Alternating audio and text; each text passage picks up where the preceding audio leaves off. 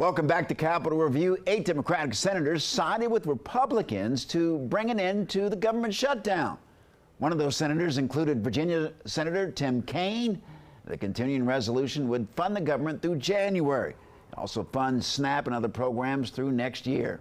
A guarantee a vote on health subsidies next month and includes protections for federal workers, a sticking point for Senator Kaine. I needed the back pay, the restoration of people to their jobs and back pay, but I needed a no RIF guarantee going forward. And that was the last piece that came together in the entire puzzle.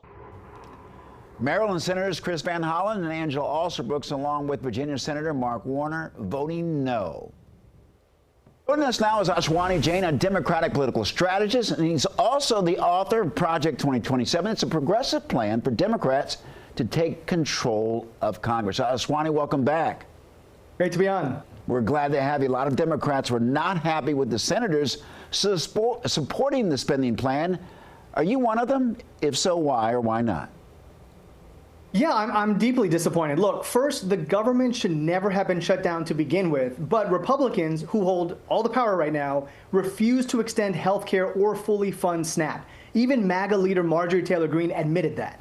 And the irony is that red states are the ones who are most dependent on those very programs. And let's also not forget, Republicans have had 14 years to repeal or replace Obamacare and still haven't. And meanwhile, President Trump is still in court trying to block SNAP benefits from getting to working class families. So yes, it is shameful that Senate and even some House Democrats caved without securing health care, which again is what this shutdown ultimately was about. Ashwani, did Democrats really lose leverage? Because at the end of January, if we're back here again and those subsidies are not green-lighted, doesn't that give Democrats leverage heading into the midterms? Well, they're based on false promises. And look, this is why Chuck Schumer has a problem, but it's not just about Leader Schumer. This is a systemic one. Americans are tired of political theater.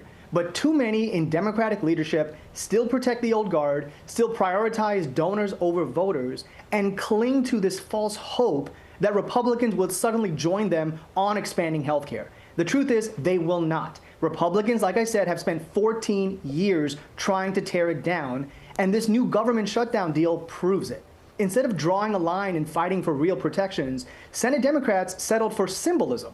And that's actually why I wrote Project 2027, because if Democrats want people to believe in us again, we have to stop managing the gridlock that Republicans constantly create and instead start breaking through it. And that's not what this deal was about. Ashwani, should Democrats not trust Republicans that they're going to negotiate in good faith, especially when it comes to keeping these Affordable Care Act premiums down?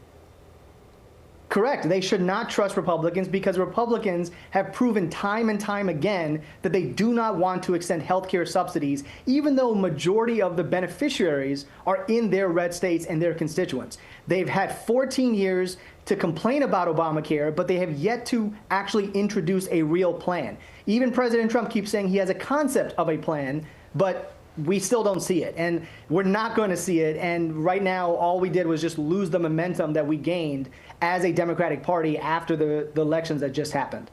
Ashwani, are you concerned about the Democrats' messaging? Has it resonated with Americans? Well, in some ways, the messaging has resonated when the Democratic leaders are actually speaking grassroots power. They're talking about progressive issues like Medicare for all, like living wages, like global human rights and affordable housing, issues that are very popular amongst voters, even across party lines, which is why you saw Virginia, for example, flip blue. You saw Mississippi for the first time not have a Republican-led majority.